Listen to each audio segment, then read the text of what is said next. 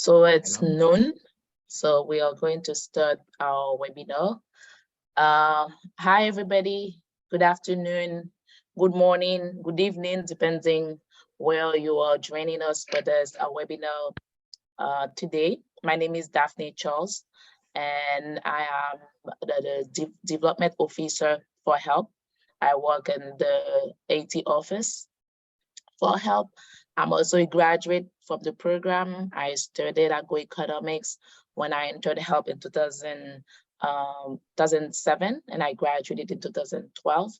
So it's a pleasure for me to be your host for this afternoon as you are joining us for this special webinar where we are going to talk about resilience of the Haitian people, and the fact that everything, despite of everything that you are hearing in the news, and which are unfortunately bad news most of the time, we are here to tell you this afternoon that we are not giving up, and we are still putting strength and courage and motivation. And we hope that you are going to spend a good hour with us. So thank you everybody for joining. I'm seeing some names in the chat. Jean, Holden, Patrick, Gaston, my friend that I've met recently in Washington, um, our board member, Rick Berger, and Thibault Saint-Louis, and all the others. Thank you so much for joining us for this afternoon. So without further ado, we are going to jump right into the content that we have prepared for you for this afternoon, because the goal of this webinar is to really give you a sense of how we as a HELP community, we are coping with the situation in Haiti, and also to give you a perspective from Haitians on how things are really in Haiti and how things are affecting our daily life, mostly also for our students at HELP. Most of you are friends of HELP, I suppose, and you know that HELP is an organization that has been out in Haiti for more than 25 years now, and HELP offer university scholarships, merit-based university scholarships for students from poor background, so that they can come and really give them a path to success through a higher education. The HELP mission is to create a new generation of young leaders, professionals that will contribute to a more just society in Haiti. And the arm the tool that we use for that is to give access to higher education. I have myself benefited from a HELP scholarship, and this has changed my life forever. And I think it's the same for some of our panelists who are joining us for this afternoon. Before we start the conversation with them, I wanted to give you a sense of what's going on in Haiti for now. You guys probably heard about the assassination of our President Jovenel, in July 2021, and since then the country has been really digging deep into unprecedented crisis, which has worsened for the past couple of months. Myself, I've always resided in Haiti, and I spent my last 20 years, my last 30 years in Haiti, and it is the worst that I've seen in the country for my entire life. And it is mostly because of the increase of gang violence and insecurity. Gangs have gone exponentially over the past year, surrounding the Haiti's capital, Port-au-Prince, and forcing so many families to flee. It is estimated now that gangs expansions in Port-au-Prince, it's about 60% of Port-au-Prince territory. And on top of that, we also have an inflation in the country of 30%. And this is also exacerbated by a lot of fuel shortages. You guys already heard about our biggest fuel tank that has been blocked for more than 2 months. And it's been very recent, last weekend only, that this storage has been unblocked, and now some of the gas stations, they are receiving fuel after more than 2 months, and people are now getting some fuel so that they can go about their daily activities. Fortunately, at help, before these 2 months, we were able to secure a little bit of fuel, and we've been running on that for the past months on rotation for some of our staff. But we were able to keep the dorms open, also keep the center open, and which is different for many institutions in Haiti that has been closed, that have just sent the employees back home because they couldn't function anymore. And then some of them also are doing a reduced schedule, and for us as help, we were able to keep a full regime but with some rotation with our employees, mostly because of the security situation. And for school have not been open since December. That's usually when we open all schools in Port-au-Prince, and school have not been open. I've heard that in some of the countrysides they were able to open schools, but in Port-au-Prince, where about 4 million people are living, school will not reopen. I have my little cousin and my little niece. They are at home trying to do some online teaching with them. But for most part of the country, schools have not been reopened. And very recently, maybe like just the beginning of this week, there's another development that is not that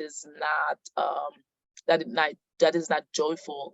There's, as we speak, a massive deportation of Haitian nationals from the Dominican Republic. It's really inhuman. It's against international human rights. But thousands of Haitians are being deported from the Dominican Republic as we speak. This is a very I know this is a very sad scene to describe, but this is what's going on right now. But I wanted also to give you a sense of what are we doing, how are we doing at help, and how all of this is affecting our community. That's why I'm very pleased to be joined this morning by a colleague of mine, a big sister, a mentor of mine, Smion Setil, who is our current student affairs department. Smion is also a graduate from the HELP program, and she's going to share with you as the person who was the responsible for the student affairs department, which is the department at help that is the closest to the students, to the advisors that have to meet students at least once a month. Every single student have a meeting with their advisors once a month. This department, it's really the closest to the students, and I didn't think there was a better person than Smian to really give us the inside scope of what's going on in our community right now. Smian, thank you so much for taking the time from your busy time to join us this morning. It's a pleasure for me to have you. Could you please introduce, I don't think you need any introduction, but we have some new faces in the chat today. Could you please take some time to introduce yourself and tell us a little bit what you're doing at HELP right now? Thank you, Daphnee. Good morning, everyone. As Daphnee said it, my name is Mian Sentil. I've been the Student Affairs Director at HELP since August 2013. I started at HELP in June 2009 as Junior Advisor. I grew up in Port-au-Prince and I studied law at Quisqueya University with a scholarship from HELP. As Daphnee said, I am a HELP graduate. So it is a mixed pleasure to be with you this afternoon. Thank you, Daphnee. Thank you, everyone. Thank you very much, Smian. Smian, I will jump right in with some questions so that we can tell us what's going on in the HELP community, taking into account everything that I've said and everything that people have heard in the news for the past couple of months about our dear country. Can you please describe a little bit for us the current situation in the HELP community? Thank you, Daphnee. It is not a easy situation, as you said it's a difficult situation. But the help community presents itself as a safe place, because we have had with us most of our students since September 2022. So there are about 180 students in 3 dorms, and all those scholars that are housed, they are vaccinated and they are attending help classes and university classes. 70 of them have both help classes and university classes, and the rest are attending only help classes because of the situation that I will present later. As you know, we have 3 partnerships. We work with 2 universities, so most of our students, we can say 75%, they are attending Quisqueya University, and all of them, they are at school since September 5th, and they have online classes, and they have homework and all university work that a student normally can have at this period. But the 2 other universities that we work with, the Catholic University Notre Dame, University Notre Dame, and EZ, École Supérieure en Photonique d'Haïti, they are planning to start the academic year at the end of this month. This is because of the gas shortage, as you said it, and the security situation. So they have mostly a yearly calendar, and they can't opening without a great number of new classes, and also having possibility to have class on site, so they can't teach online classes. So all of our help students, they are also participating in extracurricular activities. It's sometimes depending on academic department, but also under the leadership of student committee. So for example, on past October 17, they organized a debate, a conference and debate regarding the history and also the death of our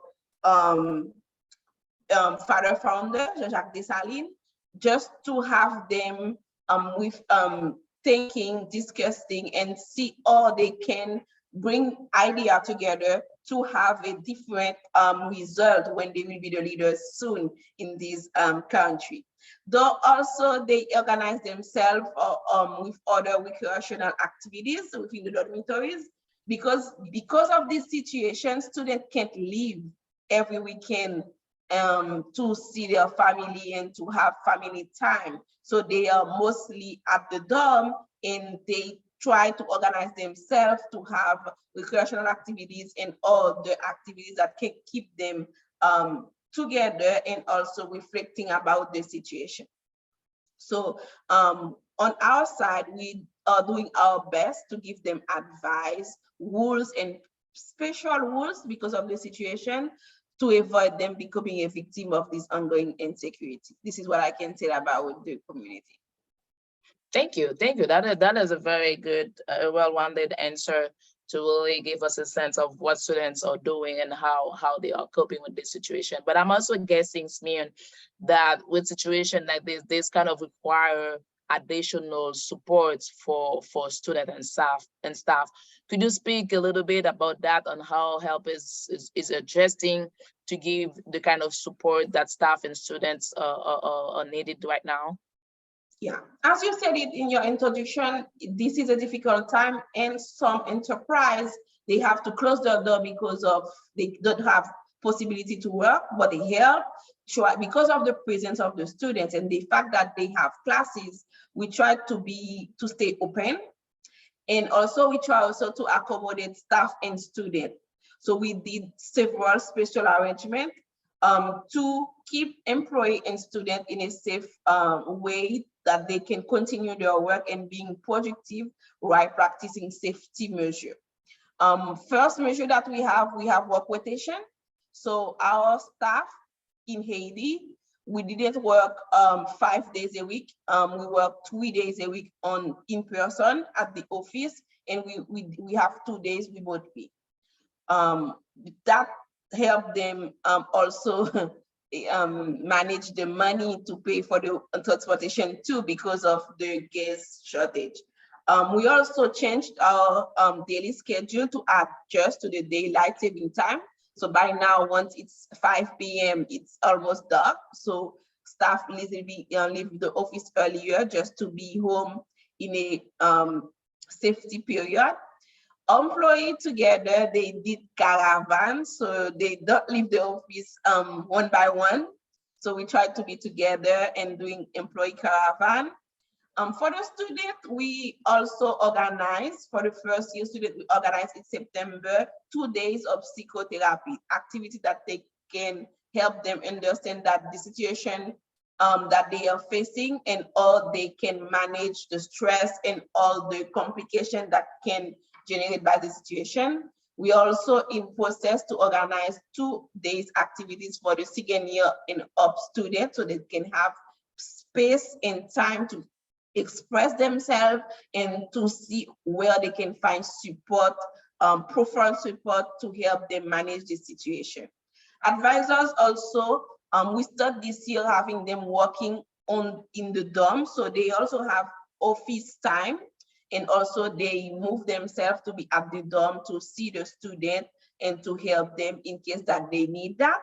And we try to continue our activities internally, such as we still have the 3-year classes, leadership classes, IT classes, and also English classes.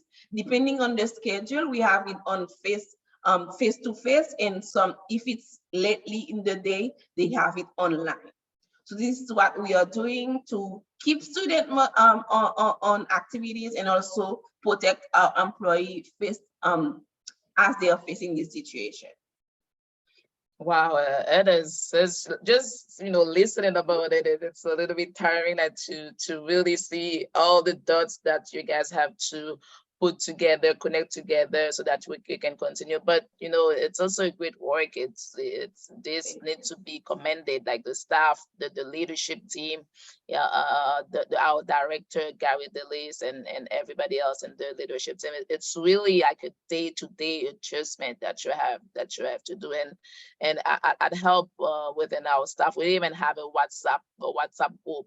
If things change, tomorrow, so that everybody can know, and then we can adjust that. And I'm really glad this year, Spion, that this mental health component was included for students, because it is very important in this difficult times to also take care of ourselves mentally.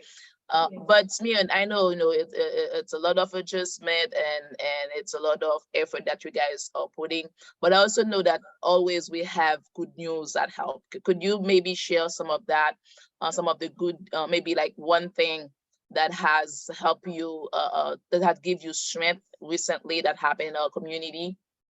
Yeah, Daphne, having a country locked for more than 2 months, it's a difficult period. But our students are not, they try to be up in everything.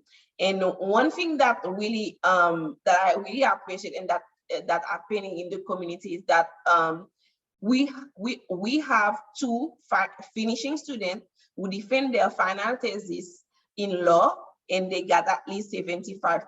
So the university system in Haiti, it requires a thesis for undergraduate degree, and it's often a NIV thesis document that the student has to produce with almost no support from the university. And it usually takes years. At HELP, we give them 6 to 9 months to do it, and we have also an office that work with those students. And those 2 girls, Schneider Nicola and Daphnee Charles, they tried to complete this during this difficult time, and they defend it in October. This is a good point to present, because once you have a country lock, you can say, oh, I'm not doing anything, there's nothing that I can do, something but they try to be on the top of their game, and this is a thing that keep me working at HELP and encouraging myself to continue doing my work.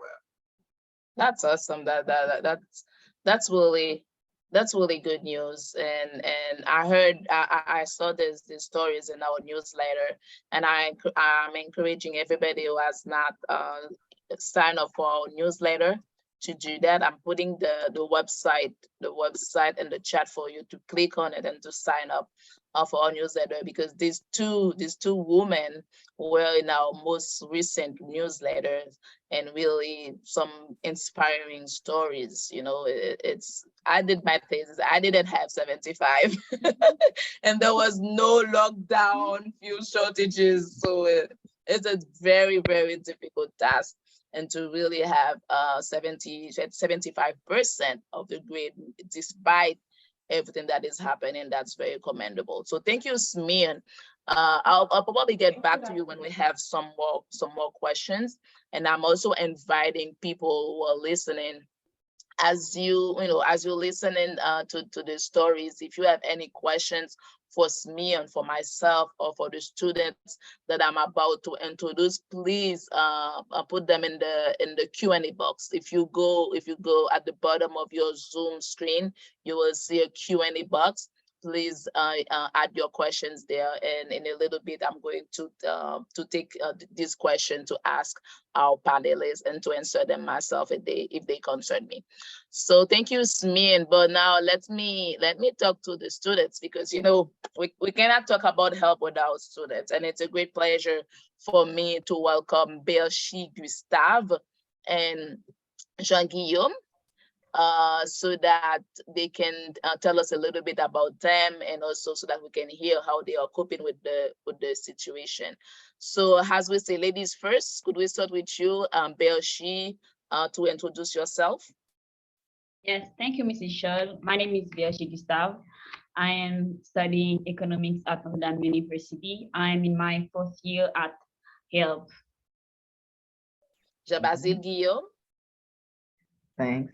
I am Jean Basile Guilamme. I come from Corfu. I'm in my 4th year at HELP and in my 5th year at Kiskeya University. And I'm glad to see you. I'm glad to be there with you. Awesome. Thank you guys for joining. So let me start with this question with you. What is the current situation for you personally with school and other academic activities? As I said, I am currently enrolled at Notre Dame University. I'm studying economics. And so far, we still have no classes, neither face-to-face nor online, as Mrs. Sensei said. I only have my health classes like IT, English, and leadership, and which I admit they kept me very busy. That's great. Because I'm in my 5th year at HELP, and I'm done with all my classes at HELP, but I still have a few classes left in my university, and I take them online because those classes are online. And most of the time, the teachers don't respect the schedule, but we can have classes at any time. But we stay positive, and we do everything. I do everything I can in order to take those classes online and to keep moving forward.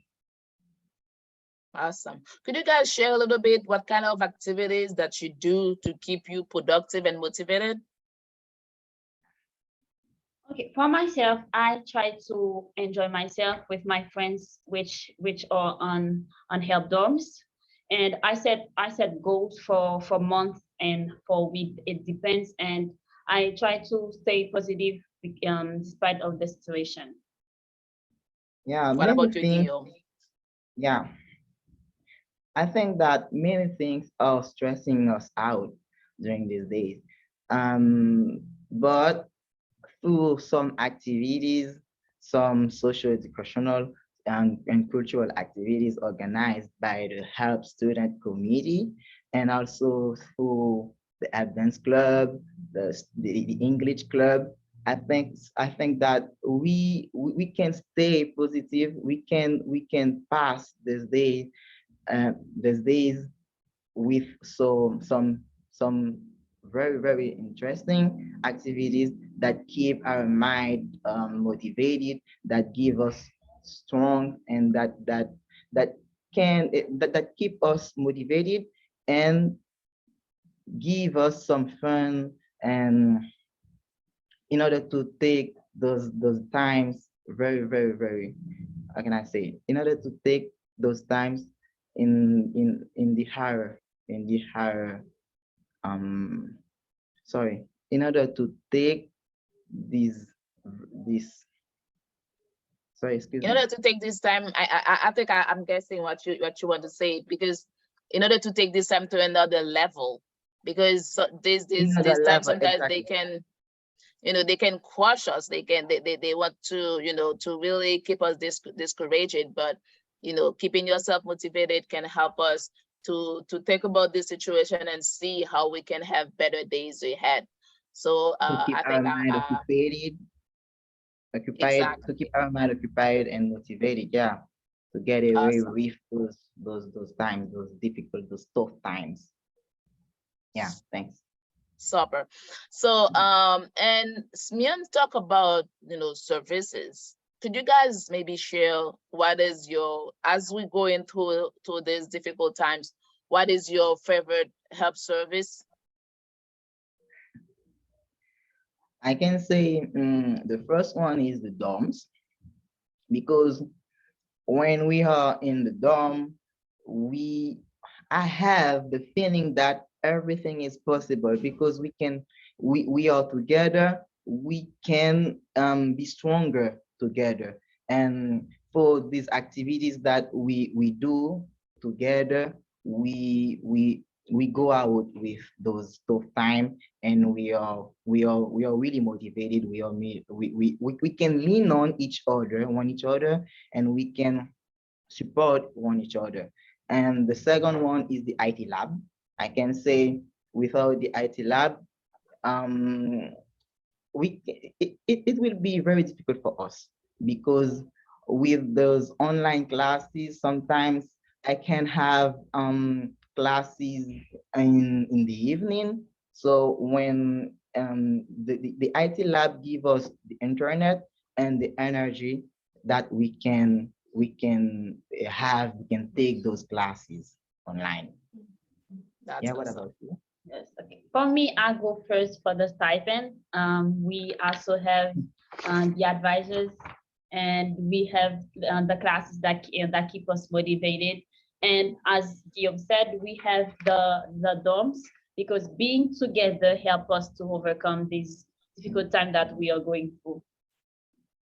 I think as a former help student, if the help student they were in that audience, they would cheer you up for the stipend, because it's always one of the favorite services, so that you can, Yes. think things are tough and you need to spend, and even more now, with inflation to be 30%. So I can fully understand what you're saying, Berchie. But I also really I like the fact that you talk about community, that sense of community, because I yeah, I get it, going through these times alone, not having somebody to lean on, it would be so much more difficult. And it is a true treasure at help that we have this community, people, the students together in the dorms, every, yeah, sometimes there's no school, or the classes are online, but at least you have people around you to talk, to joke, to have fun, and to really relieve yourself from the stress that is ongoing in Haiti. Let me also ask you that question, because I know that you guys, are doing amazing jobs, and all of the students, despite everything that is happening, they're still keeping very good grade. But could you also speak to one thing that you have done particularly, or maybe something that one of your peers have done recently that has given you the strength to continue? Okay. I've organized an activity with my peer, Ashley. Ashley is a 4 year at help. He study law, and in a discussion I had with him, we planned an activity that gave us the possibility to share each other in the dorms, um, a possibility to share each other what we are passionate about. It could be any topic, but those topics will bring us a, a, a way to think about many activities, or about many things that we are passionate about. And it could be politics, it could be human rights, it could be any topic, but this activity aims to give us the chance to share with each other, and things that we are passionate about, things that we are focused on, and those places can give us the possibility to stay focused on our mindset, and to go away, to keep motivated about what we're concerned about. I can say this activity give me strength because it's it's very interesting and people are interested in it. Yeah. That's awesome. And that's something you came up during this lockdown time? Yes, yes.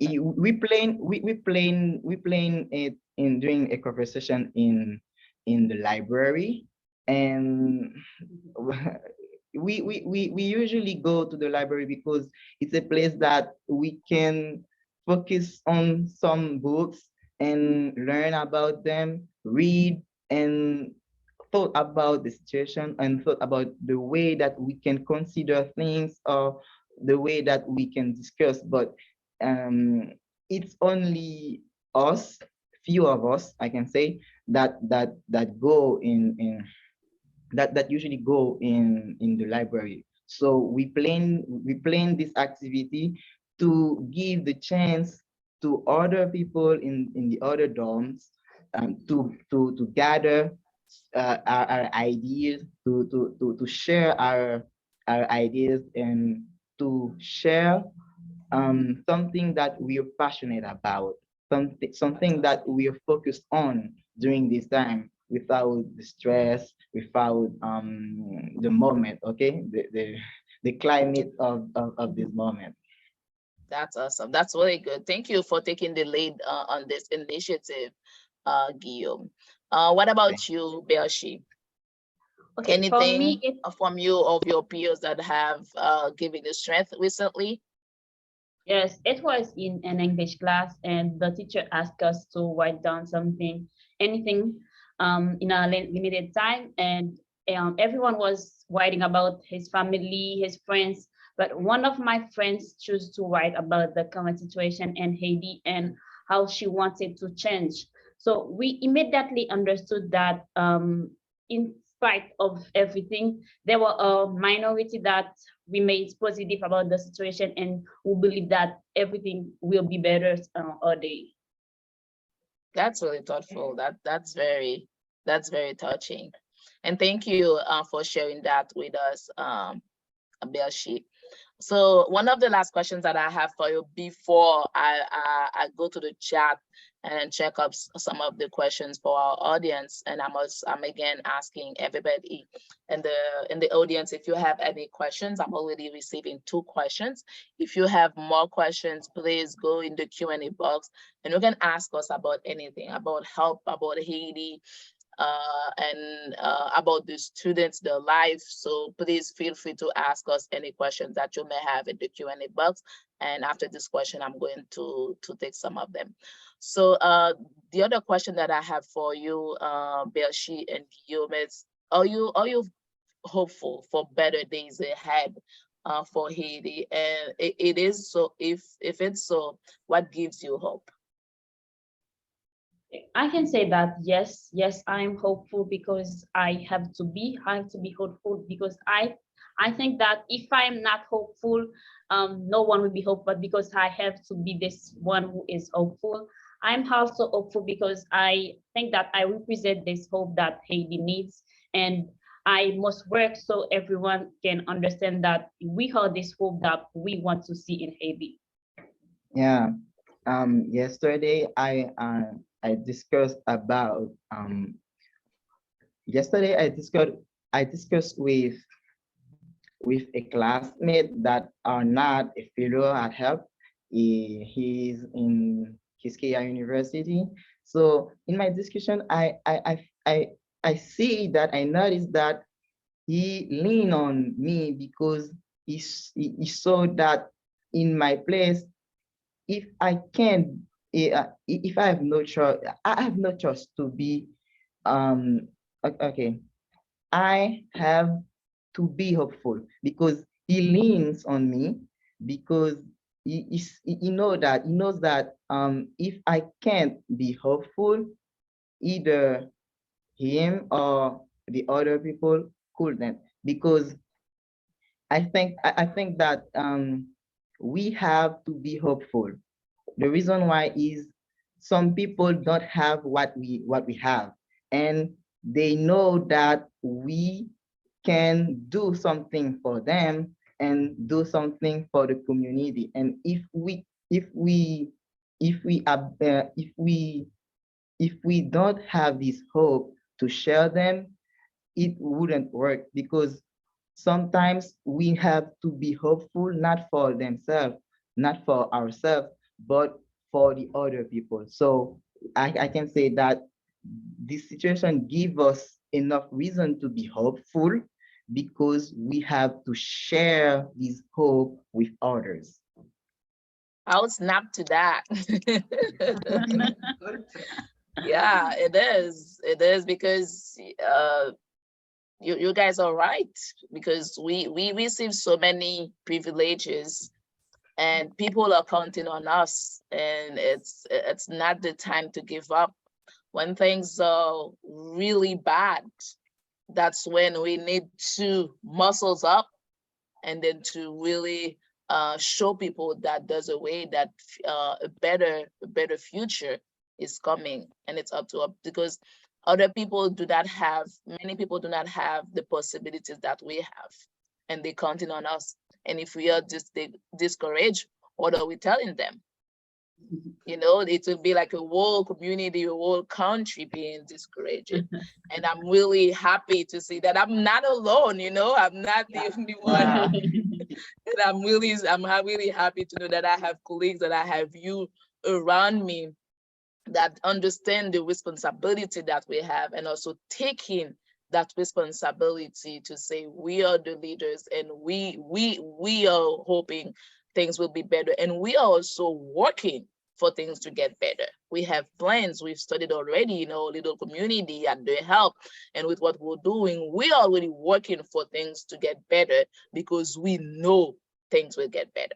Thank you guys for it. That was really encouraging to hear that from us. So, and now I'm seeing that we have many questions in the chat. I'm going to use them now. So we have a question from Tibule Saint Louis. So Tibule, I'm saying your name in French. I hope I pronounce it well. If not, please forgive me. Tibule is asking about the leadership classes. So we mentioned leadership classes. It would like to know, and I hope it's E. It would like to know what content do we cover in our leadership class. So Stephen, if you are she, please let me know. And then if I pronounce your name badly, please forgive me. But thank you for your question. And I think this question will be for the students, because they are the one taking leadership classes. Could you guys talk a little bit to the content of the leadership classes that you're taking? Okay, this year we are working on type of leadership. We already see the ABCD, asset-based community development, and we have SCM, social change model. It's different types of leadership that help us to know which one we are going to use in our project. We have the SLP, which gave us a project a name Engagé. In the SLP, we have to practice our leadership, and we have to choose one of these type of leadership. So this year, in 4th year, we are working on which type of leadership are we gonna use to help our community. I would like to add something, Daphnee, just to generalize. At HELP, we are teaching the leadership for social change model. It's based on a 4th year of curriculum. The first 2 years are based on leadership inside, and the last 2 years are based on leadership outside, just to complete what Berchie already said. Could you speak a little bit more on what does that mean, leadership inside and leadership outside?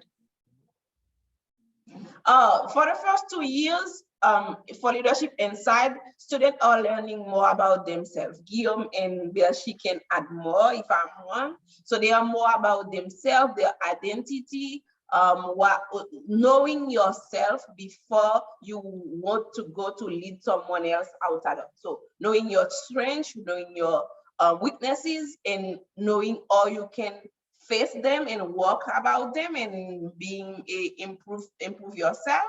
And once you know yourself, you are ready to know where you should put your leadership activities. For example, you can have a student who feel better in teaching, so it could go in this way, and someone else is more about lecture. I can take an example. Basil is really engaged at the orphanage, and Orphanage. he's really love reading. So what I see in his project is working with them about reading classes and developing their artistic capacity in painting and etc. So these 2 years really focus on the student, on yourself.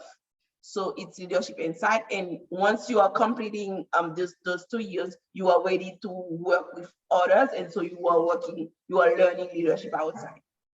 Awesome. Thank you for clarifying that, Smian, because our students, not only they take classes in the leadership component, they take classes, they know themselves, and then they start to work with communities also after that. And we have a practical aspect of that is called the service learning project.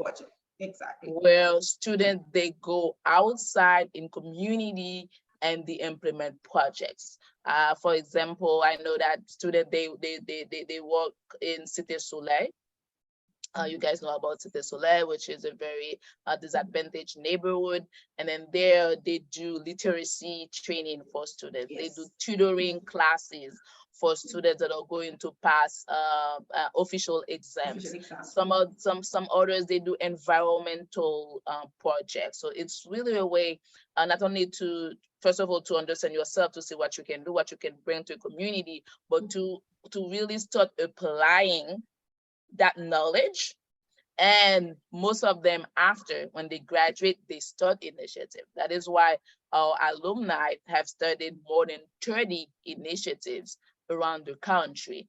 And then it's sometimes project that they've started at help, but that they continue after graduation.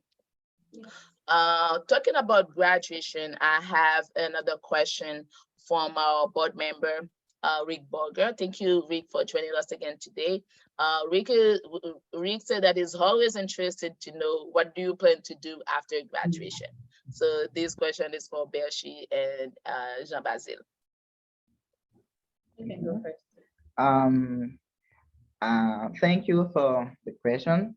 So after my graduation, I think that I have two plans.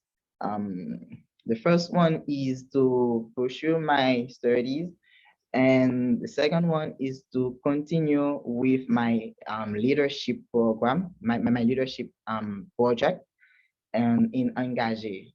So my leadership project as Mrs. Smion told you, is a project that is on an orphanage. So it's a project that aims to give those orphans a possibility to grow through three axes: personal development and cultural and academic development.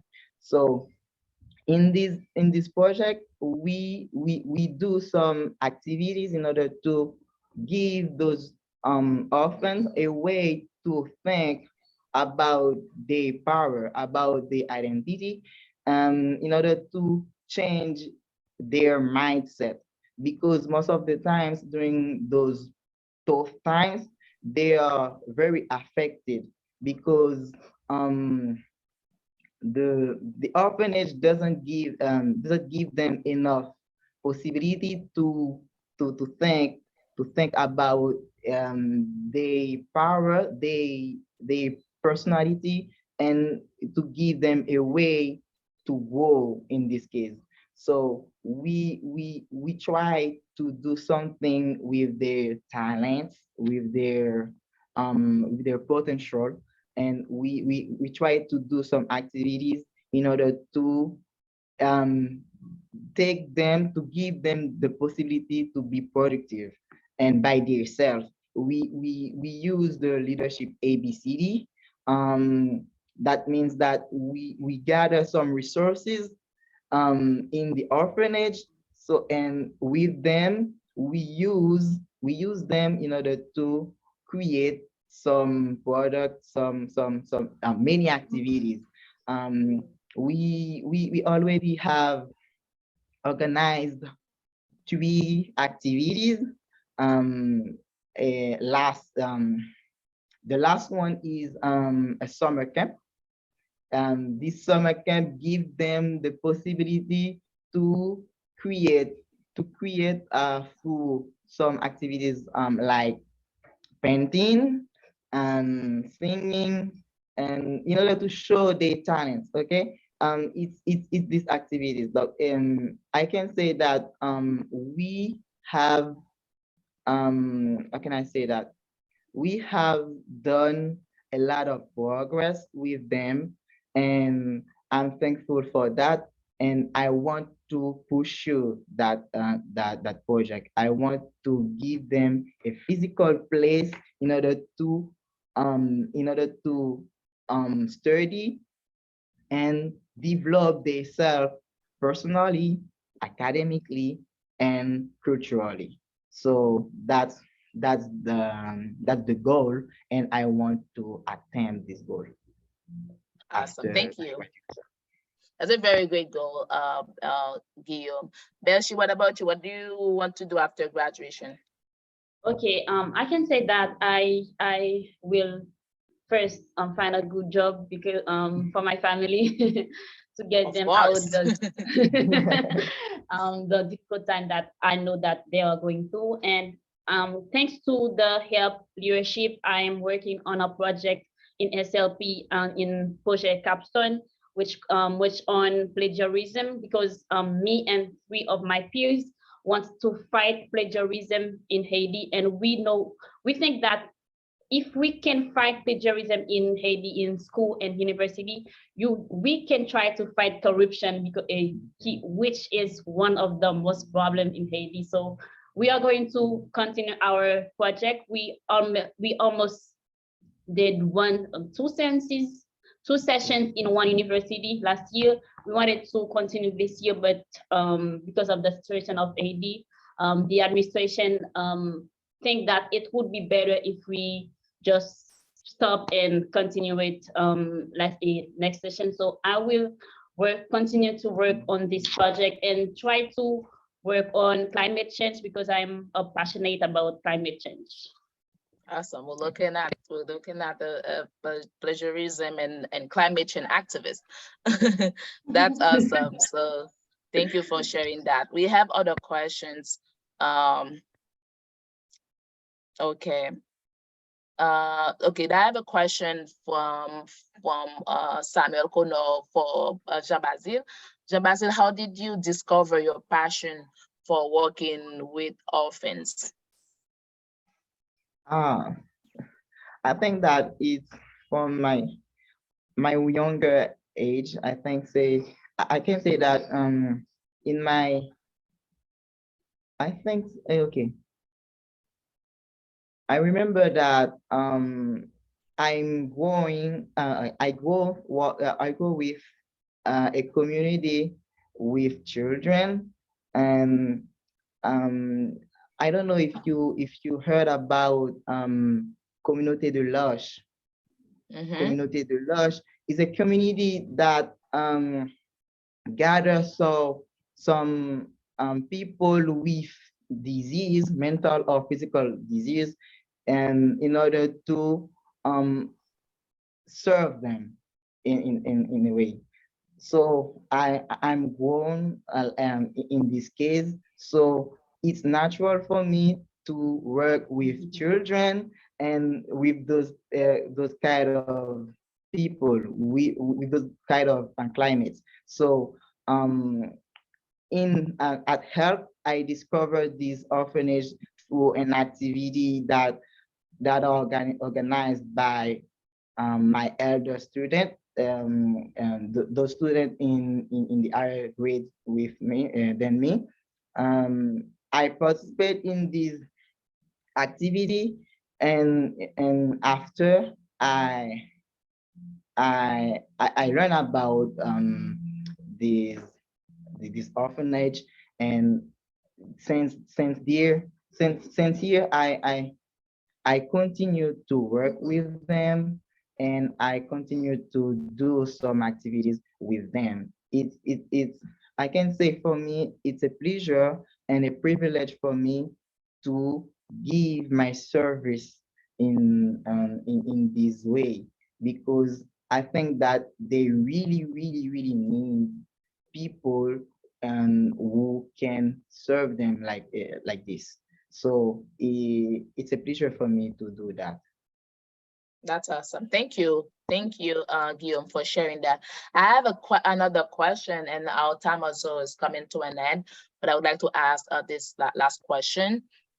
Is there any difference between how help students vs regular university students are managing the recent problems in Haiti? Could you guys say you think that you like in terms of the way you are managing the recent problems in Haiti, do you see any difference between how help prepare you or help is helping you to manage this problem vs other regular university students that are not help scholars? What could you say to that? Okay, I can say that there is a difference between how we fight the situation and how the other students fight those situations, because we have friends from other universities we who are not had help. Help gave us a mission to think about. So we have a mission, even though that there is a difficult time, there is difficult situation in Haiti. We can't stay and do nothing, because we know that we have something to do. The other students, I can't say that it's about they're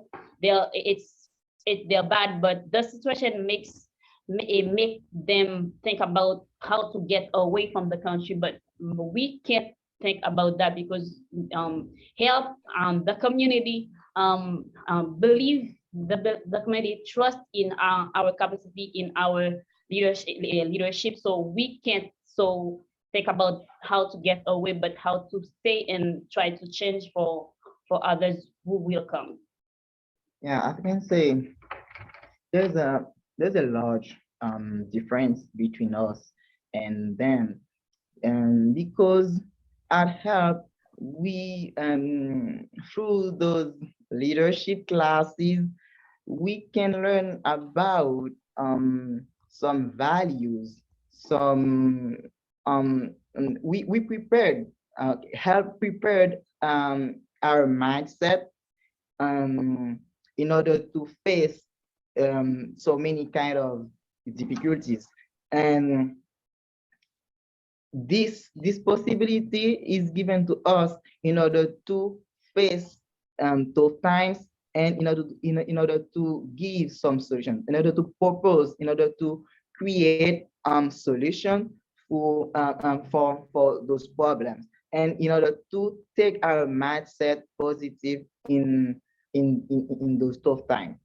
Um, in the university, they tend to left the community, to left A to left AD, to do nothing, or um